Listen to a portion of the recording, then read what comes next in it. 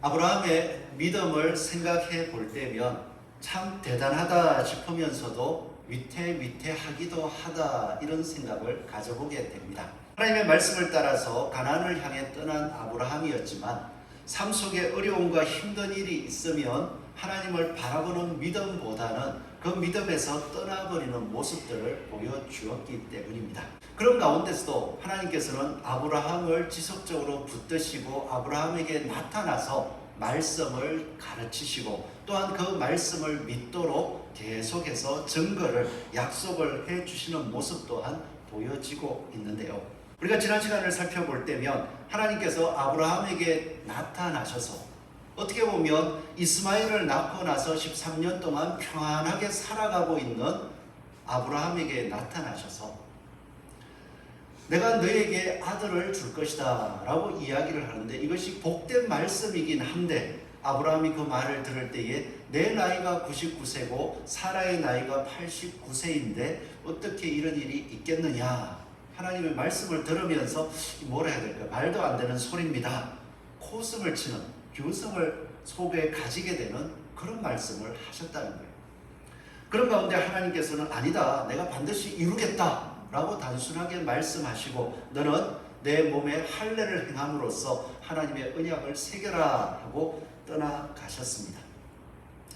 이제 아브라함의 삶을 생각해 볼 때에 하나님께서 너에게 자식을 줄 것이요 그 자녀가 약속의 자녀가 될 것이다, 단순하게 말씀 하나만 놓고 보면 너무나도 좋은 거예요.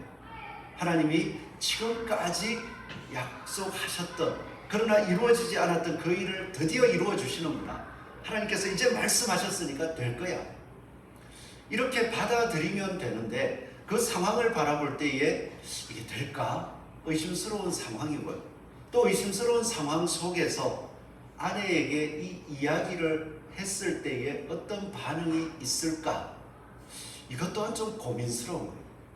왜 이런 고민을 하게 되냐 하면 오늘 우리가 18장 말씀을 쭉 읽으면서 사라에게 이야기한 하나님께서 말씀하시는 내용이 나오는데요. 10절 이하의 말씀을 보시면 그가 이르시되, 하나님이 이르시되 내년 이맘때 내가 반드시 내게로 돌아오리니 내 아내 사라에게 아들이 있으리라 하시니 사라가 장막문에서 들었습니다. 그런데 똑같이 11절을 보면 아브라함과 사라는 나이가 많아 늙었고 사라에게는 여성의 생리가 끊어졌는지라, 이 설명을 해주고요.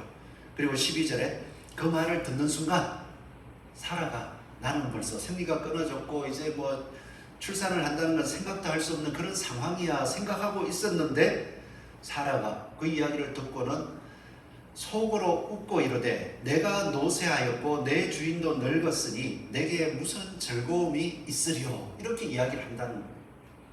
제가 이 내용을 보면서 또 고민을 했습니다. 아브라함은 뭐 했을까? 아브라함은 하나님께서 나타나셔서 언약을 맺으시고 할례를 행하라 하시고 하나님의 약속을 분명히 새겨줬는데, 너를 통하여 아이가 태어날 것이요 사라에게 아이가 있어서 그 아이의 이름을 이삭이라 하라라고 말씀하시는 그 말씀을 다 들었는데, 그 말씀을 듣고 올라가시고 나서 시간이 또 한참 지났잖아요. 얼마나 지났는지는 모르겠어요.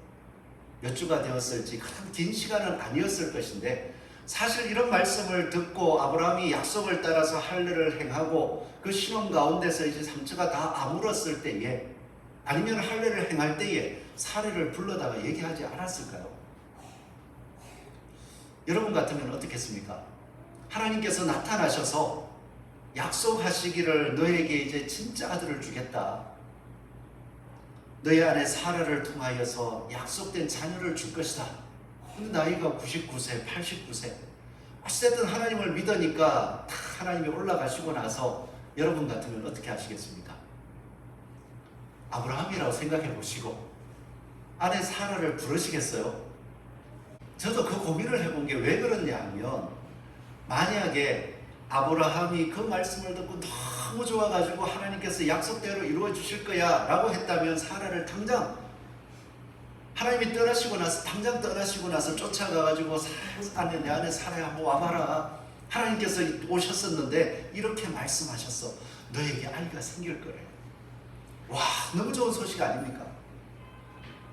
그랬는데 오늘 말씀을 볼 때에 하나님이 다시 나타나셔서 사라에게 아이가 있을 것이다 하는데 내 몸이 이런데 무슨 아이가 생길 거냐 이렇게 이야기를 한다는 거예요. 그렇다면 두 가지겠더라고요. 아브라함도 자신이 하나님의 말씀을 들었을 때에 그게 그런 일이 어떻게 있을 수 있을까? 하나님을 믿는다라고 하면서도 마음속에 이게 썩 내키지 않으니까 얘기를 안 했다 하는 것이 하나가 있고요. 또 한 가지는 사라를 불러다가 얘기를 했는데 사라가 어림도 없는 소리 하지 마라 그렇게 하고 그걸로 더 이상 말하지 못하고 끝났다. 아브라함이 설득을 못했다라고 생각할 수 있겠더라고요. 제가 볼 때는 후자 같기는 해요. 하나님을 바라보는 아브라함이 하나님의 말씀을 들을 때에 제가 99세고 사라가 89세인데 어떻게 낫겠습니까? 그렇게 이야기하고 났는데도 하나님께서 할례를 행하라 라고 할 때 그 약속을 다 지켰으니까 믿고서 사라에게 얘기했을 것 같아요. 근데 사라가 아브라함과 함께 그 고향 땅을 떠나오면서부터 가나안에 정착한 지 한 25년이 지나는 동안 자기 자신은 어떻게 보면 저주받은 여자와 같은 모습으로 계속 지내왔었고 또 지난번에 13년 동안을 보면 이스마엘이 태어나서 자랄 때에 아브라함은 얼마나 좋아했겠어요. 사라를 사랑해주고 아낀다고 하지만 그 이스마엘을 볼 때마다 내 약속의 자녀라는 것을 생각하고는 이뻐하고 또 그와 더불어서 하갈 또한 얼마나 아꼈겠습니까? 그런 마음들이 있다가 하나님께서 약속하셔서 말씀하셔서 이제서야 하나님이 주신대 이게 할렐루야 하고 믿어질까요? 마음속에 이렇게 쌓여있고 지쳐있고 낙심되어 있는 마음들이 그 말 한마디 하나님 직접 하신 것도 아니야. 아브라함을 통해서 이제 말씀하셨어 하는데 그게 바로 맞아들여질까요? 지금 하나님을 다시 만났던 아브라함의 상황을 이 상황으로 한번 살펴보는 겁니다. 아브라함은 그래도 하나님의 말씀을 믿습니다. 그리고 99세가 되었지만 약속이 있다는 것도 그냥 아직까지는 긴가민가 하지만 그렇게 믿고 싶어요. 그리고 사라에게 그 이야기를 했는데 사라는 그 말을 믿지 않고 농담처럼 여겼다는 말은 없으니까 좀 뭔가 아직까지 잘 안 믿고 있어요. 그러면은 그 믿음의 이야기를 계속 할 수 있을까요? 사라야, 하나님께서 약속하셨다니까. 그러니까 오늘 잠자리를 같이 할까? 그런 이야기를 했을 때에 사라의 반응이 어떨까요? 요즘 말하면 정신 나간 소리 하지 마라. 그렇게 이야기할 수밖에 없겠죠. 그렇다 보면 믿음으로 살아가지만 두 사람의 마음은 볼 때마다 좀 답답한 거예요. 아브라함은 그래도 하나님이 약속했다는데 어떡하지? 사라는 무슨 말도 안 되는 소리냐? 서로가 가까이 있긴 뭔가 좀 껄끄러운 상황들이 펼쳐져 있다는 것입니다. 이럴 때에 아브라함은 또 그런 생각을 해볼 수 있겠죠. 하나님 약속하셨는데 약속을 이루기 위해서 하려고 말씀을 순종하려고 해보니까 안 되는 상황인데 왜 이렇게 놓아두십니까? 그렇게 할 수도 있겠죠. 또 때로는 지금 상황이 이러하니까 하나님 말씀대로 안 되려나 보다 그렇게 또 생각해 볼 수도 있겠죠. 이거는 아브라함의 생각이 아니라 우리가 일상적으로 말씀을 접할 때 겪을 수 있는 상황입니다. 그럴 때에 하나님에 대해서 좀 믿음이 있기는 하면서도 좀 뭔가 부족한, 뭔가 좀 의심도 될 수 있는 그런 상황일 때에 18장에 드디어 하나님께서 다시 나타나셨어요. 이번에는 나타나시는 장면도 좀 이상합니다. 지금까지 하나님께서 아브라함에게 나타나셨을 때는 하나님이 아브라함에게 말씀하셨더라 그걸로 끝나는 거예요. 나타나셔서 말씀하시고 약속하시고 증거하시고 대화하시고 가셨다. 근데 이번에 나타나시면 바로 내가 하나님이다 하고 바로 나타나셔서 뭔가를 말씀하시는 게 아니더라고요. 18장 1절을 보십시오. 여호와께서 마므레의 상수리 나무들이 있는 곳에서 아브라함에게 나타나셨대요. 어떻게 나타나셨냐 보니까 날이 뜨거울 때에, 이 날이 뜨겁다는 것은 이 당시 중동 지방이라고 하면 낮 10시에서 오후 3시 사이라고 해요. 엄청 뜨겁기 때문에 그때는 아무 일도 하지 않고 그늘에만 있어도 시원하니까 그늘에서 쉬는 시간이에요. 그래서 무슨 일을 할 때면은 항상 해 뜨기 전이나 더위가 좀 가셨을 때 일하게 되겠죠. 그렇게 뜨거울 때에 식사 대접을 한 걸 보니까 뭐 2-3시로 넘어가지는 않은 것 같아요. 날이 뜨거울 때에 너무 뜨거워서 쉬고 있을 때, 그가 장막문에 앉아 있을 때 눈을 들어 본저 사람 셋이 맞은편에 서 있는지라. 하나님 왜 이렇게 나타나셨을까요? 그냥 당장 갑자기 아브라함에게 지금까지 나타나셨듯이 갑자기 하나님께서 나타나셔가지고 아브라함아 하고 딱 찾아오실 수도 있잖아요. 그런데 하나님께서 아브라함을 찾아가셔가지고 맞은편에 가만히 서 계셨다는 거예요. 그러다가 아브라함이 눈을 들어 보았습니다. 그 상황이 보십시오. 하나님께서 말씀은 하셨는데 말씀대로 뭔가 되어야 되는데 도리어 그 말씀 때문에 가정에 어려움이 있고 힘든 일이 있어. 그럴 때에 이거 어떡하나 심란하고 고민스럽고 그러면서 일상생활을 살다가 앉아 있을 때 저 앞에 하나님께서 사람의 모양으로 사람 셋이 서 있는지라. 사람 셋이 서 있다라고 하기 때문에 학자들도 이야기합니다. 아브라함이 처음에 알아보았을까? 아니면 그 당시 중동 문화로 보면 그 뜨거운 시간에 사람이 서 있으면은 그때에 움직인다는 것은 죽으라고 하는 소리니까 항상 반갑게 맞아들였었고, 또 맞아들였을 때에 그 이후에 하나님인 줄 알았을 것이다. 그렇게 해석하기도 해요. 그것도 좀 자연스러운 것 같아요. 그런데 저도 또 고민을 해보니까 이어지는 말씀들을 보면 사람 셋이 맞은편에 서 있는데 그를 바라볼 때에 달려나가 영접하며 그리고 몸을 땅에 굽혔다 하는 것은 엎드렸다는 얘기거든요. 누가 근데 사막에 힘들고 어려운 가운데에 지쳐서 나그네가 찾아왔을 때에 나그네가 찾아와서 혹시나 죽을까 하면서 달려나가서 어서 와라 물 좀 마실까 뭐 이렇게 이야기하는 건 이해가 되는데, 달려나가서 몸을 땅에 굽혀 엎드려서 그 다음에 이르되 내 주여 내가 주께 은혜를 입어사오면 주님이 저를 좋아하신다면 저를 떠나가지 마십시오. 그리고 물을 조금 뭐하게 합니까? 한 4절을 보십시오. 물을 조금 가져오게 하사. 뭐 하라는 거예요? 내가 물을 떠올 테니까 이 물을, 내가 주는 물을 먹고 목 좀 축이십시오 이게 아니라 저에게 명령해서 물을 조금 가져오게 해가지고 당신이 시키면은 제가 물을 떠오겠습니다. 뭔가 부탁하는 모습을 보이잖아요. 그리고 또 그 뒤에 가서 이제 음식을 다 준비하는, 음식도 엄청 많이 준비해요. 음식을 준비하고 나서 그가 이야기하기를 내 안에 사라가 어디 있느냐라고 9절에 가서 물으니까 자연스럽게 장막에 있나이다.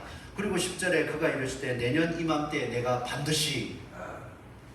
그런데도 아브라함이 두려워 떨거나 놀라는 모습이 없어요. 그냥 자연스럽게 하나님이 지난번에 말씀하셨고 지금 그 하나님께서 나에게 다시 말씀하시는구나, 자연스럽게 받아들인다는 거예요.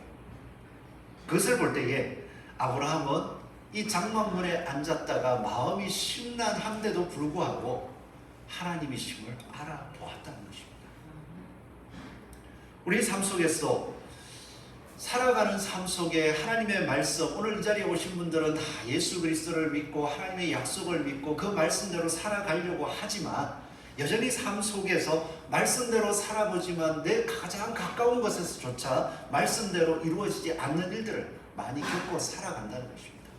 그럴 때에 내가 하나님이다 라고 말씀하시는 것이 아니라 다 찾아와서 그 모습을 이것이 하나님의 말씀이야 하고 들려주는 모습만 보여줄 때도 우리들은 아브라함처럼 마음에 여러 가지 불편한 모습이 있더라도 하나님을 달려나가 하나님의 말씀을 반갑게 맞이할 수 있는 주의 자녀들이 되기를 소원합니다. 아멘.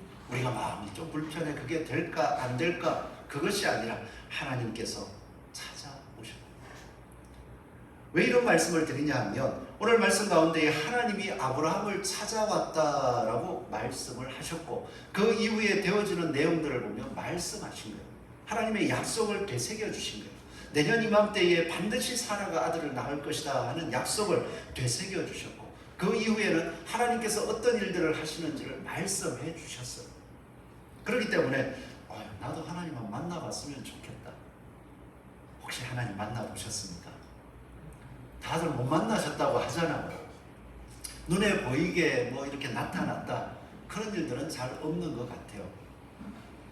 예전에 어떤 비행기 조종사가 하늘을 비행을 하다가 예수님을 꼭 한번 보고 싶다 그러는 가운데에 어느 날 저 땅을 한번 찍어라 라고 해서 탁 찍었더니 그 그림자가 예수님의 모양 같아서 우리 많이 걸어놓기도 하죠. 그렇게 해서 하나님을 봤다 하는 경우도 있지만 그것이 하나님이라고는 할 수는 없죠. 예수님께서 이 땅에 오셨을 때도 사람의 모습으로 왔을 때에 그 사람의 모습이신 예수님을 하나님의 말씀을 하시는데도 반갑게 안 맞은 사람들도 많습니다. 이제 예수님은 죽음에서 부활하셔서 하늘로 올라가셨습니다. 다시 오시지 않으셔요, 아직까지. 그런데도 우리가 하나님을 만났다. 어떻게 만납니까? 예수 그리스도께서 보내신 성령님을 통하여서 우리는 하나님을 만났다라고 하는 것입니다. 그런데 성령님이 하나님의 말씀대로 무엇인가 하나님의 형상처럼 보여지는 게 아니라 어떻게 하냐면은 우리 마음속에 찾아오셔서 이미 기록되어 있는 예수님께서 하신 말씀, 하나님께서 약속하신 그 뜻을 믿게 해주시는 거예요. 그것이 믿어지면서 그 말씀을 보니까 이것이 하나님의 말씀이구나. 그리고 하나님께서 성경에 이 긴 시간 동안 그것을 이루기 위해서 계속 일하셨고 지금도 나를 위해서 일하시겠구나, 그게 믿어지는 거예요. 그 소리가 들려오는 것, 바로 그 순간이 하나님을 만났다라고 이야기를 하는 것입니다. 그러기에 하나님을 만나는 순간은 바로 오늘일 수도 있습니다. 오늘 이 시간 하나님의 말씀을 읽고 하나님의 말씀을 들을 때에 지금까지는 건성건성 들려지지 않았는데 갑자기 그 말씀 한 구절이 마음속에 다 꽂혀가지고 하나님께서 이런 사람에게 이렇게 찾아가셨고 이렇게 찾아가셔서 그 약속을 이루기 위해서 일하셨구나. 그거 하나가 가슴에 새겨지는 순간, 그게 뭐예요? 제가 언변이 좋아서 그게 아니잖아요. 하나님께서 이 말씀을 통하여 하나님이 찾아오신 성령으로 그 마음속에 이것이 내가 너에게 하려고 하는 일이다 하는 것을 보여주셔서 마음에 믿게 해주신 거예요. 이렇게 하나님이 찾아오셨을 때에 반갑게 그 말씀을 영접하고 그 말씀 앞에 엎드릴 수 있는 저와 여러분 되기를 소원합니다. 아멘. 아브라함도요, 하나님의 약속을 기다리고 있었지만 그 약속 때문에 심란한 가정 환경일 때 하나님이 찾아오시자 그 하나님을 알아보고 반갑게 모셨습니다. 그리고 그 앞에 납작 엎드려 가지고요, 하나님 앞에 제발 지나가지 마시고 좀 들어오셔서 쉬십시오. 이것은 하나님을 어떻게 보는 것입니까? 하나님은 저에게 복 주시는 분이십니다 하는 것을 믿는 거예요. 하나님은 말씀하신 대로 지금까지 제가 힘들고 어려울 때 저를 붙잡아 주셨고 저를 지금까지 올 수 있도록 지켜주신 분이시고 하나님께서 약속하신 대로 저에게 복 주시는 분이시니까 하나님 지금 심란합니다. 하나님 제발 들어오셔서 쉬시고 저에게 복이 되어 주십시오. 이 기도를 하는 것입니다. 그럴 때에 하나님께서 이 아브라함의 간청을 들으시고 그렇게 내 말대로 그리하라라고 말씀을 하셨습니다. 그랬더니 아브라함이요 얼마나 기분이 좋은지 음식을 조금 가져온다, 그 다음에 물을 조금 가져다가 목 좀 축이십시오, 이 정도가 아니라, 자 6절을 보십시오. 아브라함이 급히 장막으로 가서 사라에게 이르되 속히 고운 가루 세 서아를 가져다가 반죽하여 떡을 만들라. 고운 가루 세 서아라고 하니까 잘 모르겠어요. 어떤 분이 이렇게 이야기하더라고요. 한 서아가 1.8리터 콜라병 한 8병인가요? 10병인가 그 정도 되는 양이라고 해요. 그럼 그 정도로 떡을 만들면은 세 서아니까 한 서아가 그 정도면 얼마나 많습니까? 그걸로 떡을 만들어서 세 사람 앞에 갖다 쌓아놓으면은 얼만큼 될까요? 배 터져. 진짜 그거는 말도 안 되는 소리죠. 그런데 아브라함은 하나님이심을 아시고 그 앞에 잔치상을 차리며 우리는 하나님과 화목합니다 하는 것을 온 식구들이 함께 나누기 위해서 잔치를 벌입니다. 그리고 나서 그 다음에 바로 이렇게 합니다. 7절 말씀을 보면 아브라함이 또 가축되어 있는 곳으로 달려가서 기름지고 좋은 송아지를 잡아 하인에게 주니 그가 급히 요리한지라. 혹시 송아지를 잡아 보셨습니까? 고기가 얼마나 나올까요? 세 사람이 왔는데 얼마나 귀한 부유로 마음으로 이렇게 기뻐했습니다. 그 말씀 주시는 복 주시는 하나님 앞에 송아지를 잡아서 제일 연하고 부드럽고 맛있을 때를 찾아서 요리를 하게 했습니다. 그리고 나서 엉긴 젖과 우유와 하인이 요리한 송아지를 가져다가 그들 앞에 차려놓고 아브라함이 나무 아래에 그들을 모셔서 서 있으니까, 종처럼 서 있으니까 그들이 먹으니라 라고 말씀하십니다. 아브라함이 자신의 삶 속에서 여러 가지 심란한 모습이 있지만 하나님께서 찾아오셨을 때에 그 하나님을 얼마나 자신이 기뻐하는지를 이 섬기는 모습으로 보여주더라는 것입니다. 하나님을 기뻐하는 모습을 보여주는 것은 다른 게 아닙니다. 하나님의 예배, 어떻게 되면 일상적으로 반복되어지는, 매주마다 반복되어지는 예배일지 모르지만 그 속에서 하나님의 말씀이 복입니다 하고 마음과 정성을 쏟아서 하나님 앞에 나오는 모습, 그것이 바로 말씀을 사랑하는 모습입니다. 오늘 어린이날이 맞네요, 그죠? 그것이 바로 하나님을 사랑하는 모습입니다. 오늘 이 자리에 여러 가지 차려지고 또 예배드리기 위하여 헌신되고 섬겨지는 모습들 왜 그렇습니까? 그냥 내가 그 일을 하는 게 좋아서 아니죠. 하나님의 말씀이 들려지고 그 말씀이 내 속에 있고 그 말씀이 더욱더 세워지게 하기 위해서 각자 맡은 역할들을 감당해 나가는 것이고, 또 내가 맡은 역할을 통하여서 하나님 말씀이 맞습니다, 하나님 말씀대로 이루어질 것입니다를 믿고 섬기는 모습, 그것이 바로 하나님을 기뻐하는 모습이라는 것입니다. 아브라함은 이렇게 삶 속에서 마음속에 여러 가지 고민도 있고 뭔가 잘 안 되는 모습도 있지만 말씀 앞에는 정성을 다합니다. 그랬더니 하나님께서 아브라함에게 이렇게 말씀하십니다. 음식을 먹고 나서 9절에 보니까 아브라함에게 이르시되 내 안에 사라가 어디 있느냐? 내 안에 사라가 어디 있느냐? 사라는 지금 저기 장막에 있습니다. 그럴 때에 하나님께서는 사라에게 내년 이맘때 아들이 있을 것이다. 그 말을 하고 있는데 이 사라가 음식을 다 준비해주고 저분들이 하나님이 뭐라고 하시나 들어보자 하고 기다렸나 봐요. 그런 이야기를 하니까 바깥에서 속으로 아유 또 무슨 말을 아브라함이 그러더니 또 하나님도 저러시나, 지금 하나님은 뭘 모르시나, 내 나이가 89세면은 그리고 또 생리가 끊어졌으면은 이게 내가 무슨 즐거움이 있을 거라고 저런 소리를 하시나 모르겠다. 입 밖으로 안 냈어요. 속으로 이렇게 혼자서 생각 그러고 웃고 있는데 안에 있던 하나님께서 아브라함에게 이야기합니다. 사라가 왜 웃느냐? 아브라함이 그걸 봤나요? 사라가 왜 웃느냐라고 하면서 이러기를 내가 하나님께서 정한 때가 되어서 돌아오리니 사라에게 아들이 있으리라. 다시 이야기하니까 사라가 그때서요. 내 마음 속에 하는 소리, 내 마음의 생각을 다 아시는 분이 누구십니까? 하나님이잖아요.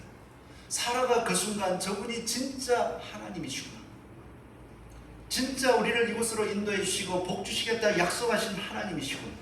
갑자기 이 아브라함, 사라는 두려워졌습니다. 내가 하나님 앞에서 그러고 나서 이야기하기를, 부인하여 이르기를 제가 안 웃었습니다. 이 거짓말이 아니라 하도 두려워가지고 혹시나 뭔가 이 막 두려움에 무슨 말하는지도 모르고 제가 안 웃었습니다. 하나님께서는 말씀하시기를 아니라 내가 웃었느니라. 확실하게 아신다는 것, 그걸 통해서 하나님께서는 사라의 믿음을 회복시켜 주시는 것입니다. 하나님께서 찾아오시는 것은요, 우리를 심판하기 위하여 찾아오심이 아닙니다.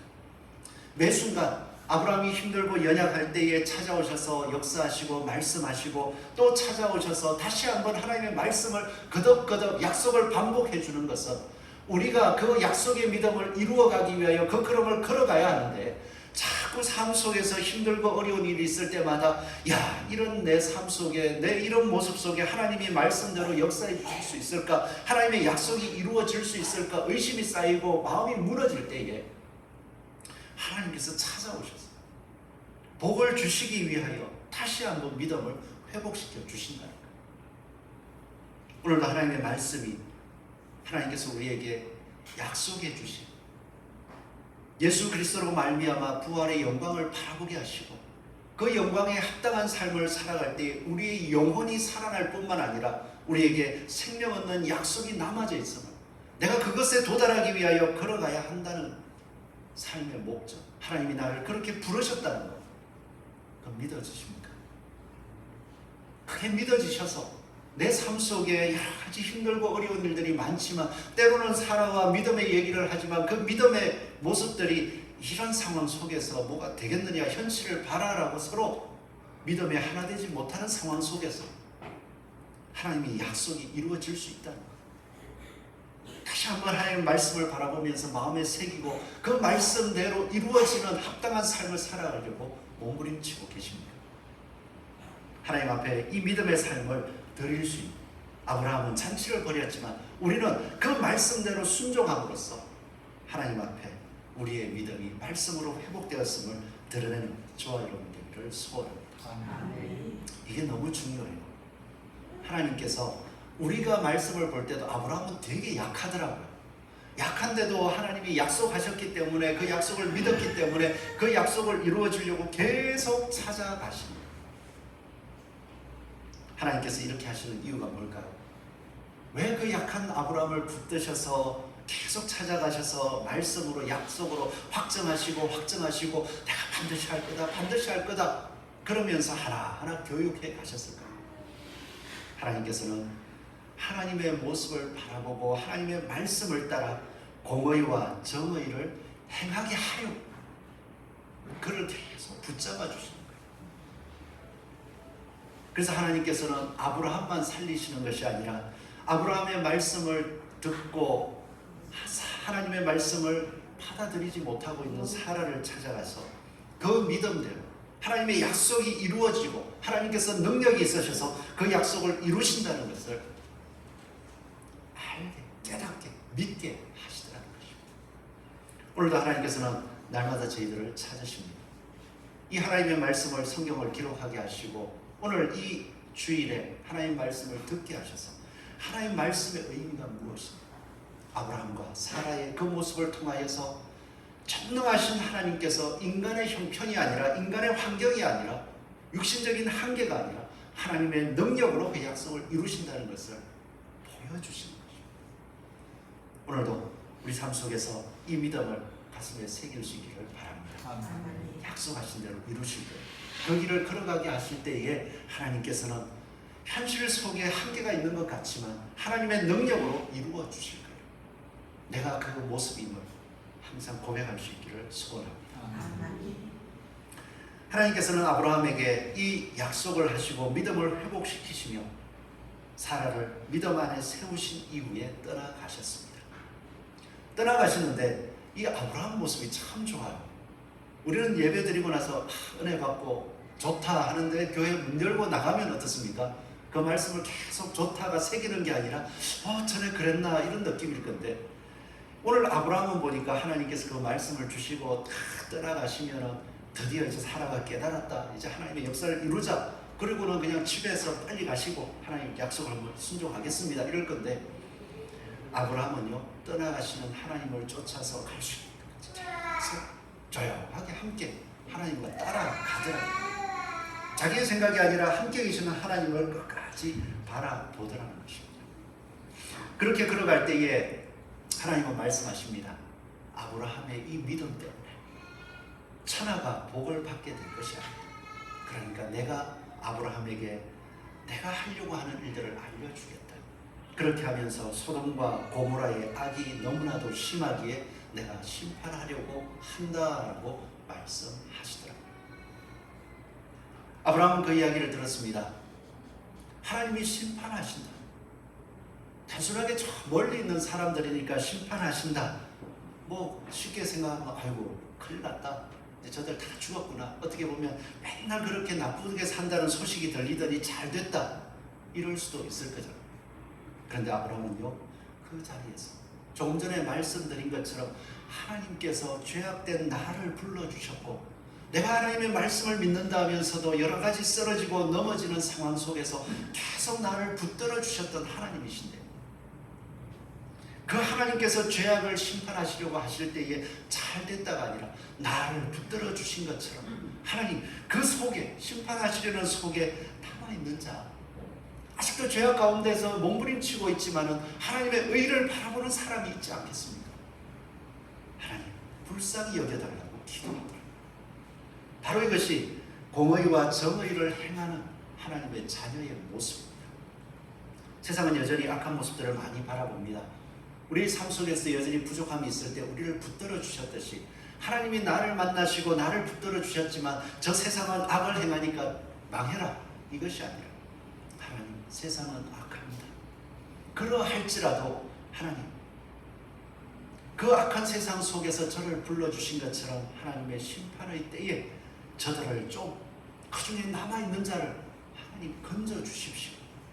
이 기도 계속 드리고 있습니다.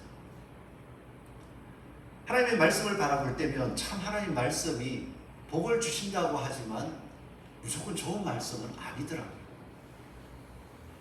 생각해 보십시오. 하나님께서 아브라함에게 자식을 낳았을 때에 이스마엘도 낳았잖아요. 그러면 이스마엘도 하나님의 복 안에서 내가 말은 그래 했지만 이스마엘도 너 자녀니까 내가 복 주고 그 약속을 다 이루어줄게, 같이 가자, 이렇게 하셔도 되는데 하나님이 이스마엘은 아니야, 이삭이 맞아라고 믿음의 원리를 보여주실 때 하나님이 목회자의 자녀들은 다 구원하실까요? 왜 고개를 흔드십니까? 구원하셔야 되는데. 솔직하게 목회자의 자녀라는 것이 구원의 사인이 아닙니다. 예수 그리스도를 본인이 고백하느냐, 그리고 그 고백을 따라 사느냐가 하나님의 약속의 증거인 거죠. 그래서 지금 볼 때에 의심스럽기도 해요. 그렇지만 한 가지 소망이 있는 게 뭔지 아십니까? 하나님이 이스라엘 백성들에게 약속할 때 나를 찾는 자에게, 나를 붙드는 자에게 내가 천대까지 은혜를 베풀 것인가. 이 약속이 얼마나 은혜가 되는지요. 천대까지 은혜를 베푼다 하는 것은 약속의 자녀로 붙든다 이런 의미도 될 수 있겠지만 하나님께서 그가 세상의 죄악 가운데서 살아갈 때에 아브라함을 부르셔서 나타나셨던 것처럼 내가 너를 기억해서 그에게 나타나 줄 거야. 그의 삶 동안에 나타나서 믿음을 가지고 약속의 자녀로서 살아갈 수 있도록 붙들어 줄 거야. 기회를 줄 거야. 이 말씀을 생각하니까 이게 얼마나 귀하죠. 그래서 자녀들을 볼 때마다 내가 더 이 약속의 말씀대로 아브라함처럼 살아가는 것을 보여야지. 왜? 하나님께서 은혜를 천대가 베풀어 주실 거니까. 내 자녀와 그 자녀들에게 힘들고 어려울 때에 모르는 상황 속에서 하나님이 친히 말씀하셔서 깨워줄 거니까 얼마나 감사한지. 우리가 그걸 생각한다면 우리의 주변 사람들은 어떻겠습니까?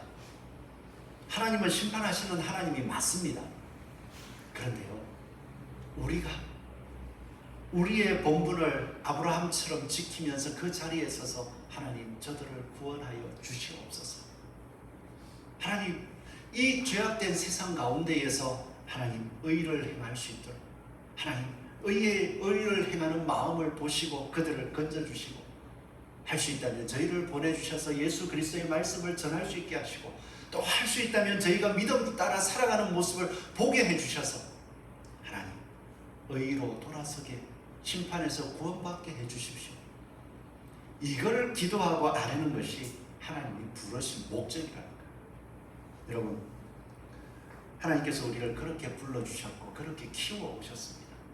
나는 그렇게 돌봄을 받으면서 세상 사람들을 향하여 아직 하나님을 모르니까 죄악 가운데서 죽으라고 할 수는 없죠. 하나님이 우리에게 말씀하신 것, 공의와 정의를 행하게 하리라. 다른 말로 정직하게 살면서 중보자, 중재자가 되라. 그래서 우리의 모습을 보고 하나님께로 돌아올 수 있는 은혜를 베푸는 하나님의 소명을 감당하는 저와 여러분 되시기를 축원합니다. 기도하겠습니다.